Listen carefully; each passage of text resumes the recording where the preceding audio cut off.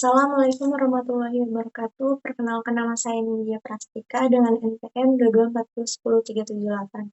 Saya dari kelompok 6. Di sini saya akan mempresentasikan apa yang sudah didiskusikan kelompok kami mengenai PT Indojaya bersama Tbk dan Kim. Latar belakang PT Jaya bersama Indo Tbk. Bersama anak perusahaannya telah mengoperasikan jaringan restoran Cina sejak tahun 2003 dengan 32 gerai di berbagai kota di Indonesia dan 8 konsep bersantap yang beragam.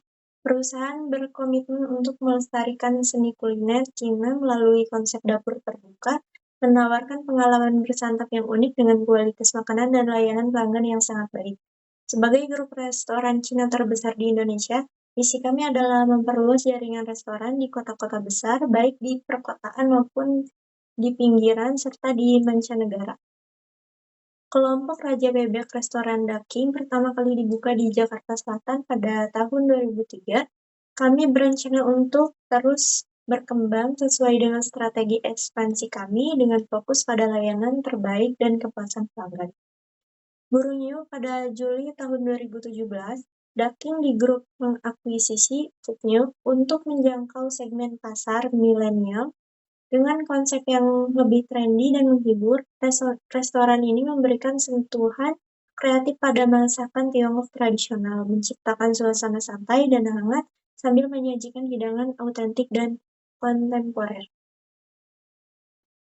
Selanjutnya yaitu analisis lingkungan PT Jaya bersama Indo Tbk Daking dalam lingkungan internal dan eksternal menggunakan analisis SWOT.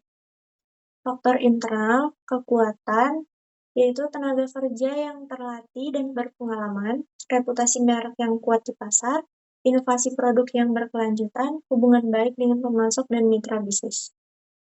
Kelemahannya, ketergantungan pada setiap pemasok utama, manajemen yang kurang efisien dalam beberapa aspek, keterbatasan dalam pemasaran digital, dan kurangnya diversifikasi produk.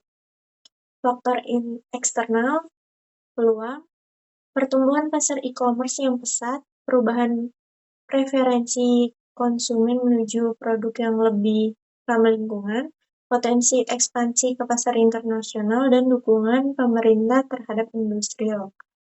Ancamannya yaitu persaingan yang semakin ketat dari perusahaan lain, perubahan regulasi yang dapat mempengaruhi operasional, fluktuasi ekonomi yang dapat mempengaruhi daya beli konsumen, dan ancaman dari produk substitusi yang lebih murah. Di sini ada visi dan misi perusahaan. Misi kami adalah mempertahankan posisi sebagai restoran Cina berantai terbesar di Indonesia. Misi kami adalah untuk memberikan keunggulan dalam rasa dan kualitas makanan, untuk memberikan layanan terbaik dan kepuasan pelanggan yang tak tertandingi, untuk memberikan setiap pelanggan pengalaman perbedaan rasa dan kualitas, dan menjadi restoran makanan Cina merek Indonesia pertama yang dibuka secara internasional. Visi dan misi baru, yaitu visinya menjadi grup restoran nasional yang inovatif berbasis teknologi dan berkelanjutan dalam memberikan pengalaman kuliner terbaik di Indonesia. Misinya mengembangkan jaringan restoran yang efisien dan modern, menyediakan makanan berkualitas dengan pelayanan unggul, meningkatkan kapabilitas digital dan teknologi operasional, mengoptimalkan nilai bagi pelanggan, karyawan, dan pemegang saham, dan menjalankan bisnis secara bertanggung jawab terhadap lingkungan dan sosial. Kinerja keuangan PT Jaya bersama Indo Tbk Daking tahun 2019. Pada tahun 2019, PT Jaya bersama Indo Tbk membukukan pendapatan bersih sebesar 736,80 miliar dan laba bersih mencapai 150,34 miliar. Total aset perusahaan tercatat sebesar 1.456,02 miliar dengan ekuitas sebesar 902,34 miliar. Nilai total investasi pasar market cap mencapai 1.565,66 miliar. Perusahaan berada dalam kondisi keuangan yang sangat liquid dengan current ratio sebesar 237,06%, laba bersih mengalami peningkatan sebesar 32,396% dibandingkan tahun sebelumnya, yaitu tahun 2018. Analisis rasio keuangan di 2019. ROA sebesar 10,33% menunjukkan efektivitas penggunaan aset dalam menghasilkan laba. ROI tercatat 9,60% menggambarkan tingkat pengambilan dari total investasi pasar. ROE sebesar 16,66% mencerminkan profitabilitas terhadap modal sendiri.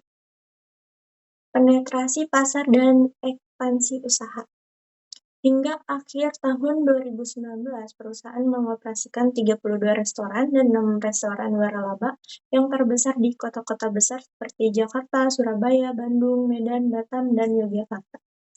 Perusahaan mencatatkan pertumbuhan yang tinggi yaitu 19,27%, jauh di atas pertumbuhan rata-rata industri makanan dan minuman nasional yang hanya 6,89%. Analisis strategi PT Indo Jaya bersama Tbk. Yang pertama ada analisis strategi setelah formulasi strategi, yaitu ada kekuatan, jaringan distribusi yang luas, produk yang dikenal masyarakat. Kelemahannya, ketergantungan pada bahan baku impor, proses produksi belum efisien. Peluangnya, meningkatnya permintaan produk sehat dan berkelanjutan. Ancamannya, persaingan harga dari produk impor dan lokal, perubahan regulasi pasar. Strategi yang disarankan, ada strategi pertumbuhan, yaitu ekspansi pasar, diversifikasi produk, dan digitalisasi distribusi. Strategi diferensiasi, fokus pada kenaikan produk seperti produk sehat dan ramah lingkungan. Strategi inovasi operasional, otomatisasi proses produk dan peningkatan efisiensi. Tools pendukung ada tools matrix, menghubungkan faktor SWOT ke dalam strategi konkret, bisnis model canvas untuk memetakan model bisnis yang akan dikembangkan. Yang kedua, implementasi strategi. Ada 2 poin, yang pertama yaitu struktur dan sumber daya. Bentuk tim pelaksanaan strategi di bawah direktur utama, alokasikan anggaran tahunan khusus untuk pengembangan strategi baru, dan tambahkan divisi R&D dan digital marketing jika belum ada. Langkah-langkah implementasi. Yang pertama, sosialisasi strategi, komunikasi 7 strategis kepada semua unit kerja. Yang kedua, rencana aksi detail, buat timeline dan target jangka pendek dan panjang. 3, rekrutmen dan pelatihan, yaitu rekrut SDM yang kompeten dan selenggarakan pelatihan. Yang keempat, digitalisasi operasi. Gunakan sistem ERP, SCM, dan CRM. Yang terakhir, monitoring dan evaluasi. Lakukan review per kuartal dan koreksi bila diperlukan.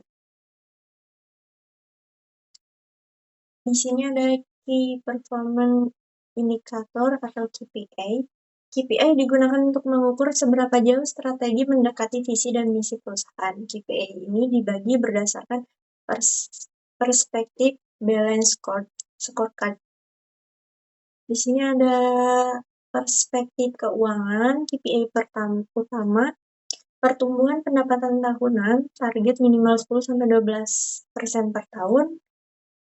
Keuangan, KPI utama, peningkatan margin laba kotor, target minimal 5% dalam 2 tahun. Pelanggan, KPI utama, tingkat kepuasan pelanggan, targetnya 85% dari hasil survei. Perspektif pelanggan, KPI utamanya Net Promoter Score atau NPS targetnya 75. Proses internal KPI utama waktu siklus produksi target dikurangi minimal 15%. Proses internal KPI utama jumlah produk baru yang diluncurkan target minimal 2 produk inovatif per tahun. Pembelajaran dan SDM KPI utama persentase pelatihan karyawan target 90%. Pembelajaran dan SDM KPI utama Employee Engagement Index target 80%. Keberlanjutan KPI utama penggunaan bahan ramah lingkungan target minimal 50% dalam 3 tahun. Selanjutnya KPI utama penurunan konsumsi energi dan air target minimal 10% dalam 2 tahun. Kesimpulannya, yaitu PT Jaya bersama Indo Tbk Daking merupakan jaringan restoran Cina terbesar di Indonesia yang terus berkembang melalui strategi pertumbuhan, inovasi, dan ekspansi pasar. Dengan kekuatan merek, tim berpengalaman, serta dukungan keuangan yang solid, perusahaan menargetkan peningkatan daya saing melalui digitalisasi, diferensiasi produk, dan penguatan struktur operasional. Strategi ini diharapkan mendorong berkelanjutan dan pertumbuhan jangka panjang di pasar lokal dan internasional. Sekian paparan dari saya, mohon maaf bila ada salah kata. Wassalamualaikum warahmatullahi wabarakatuh.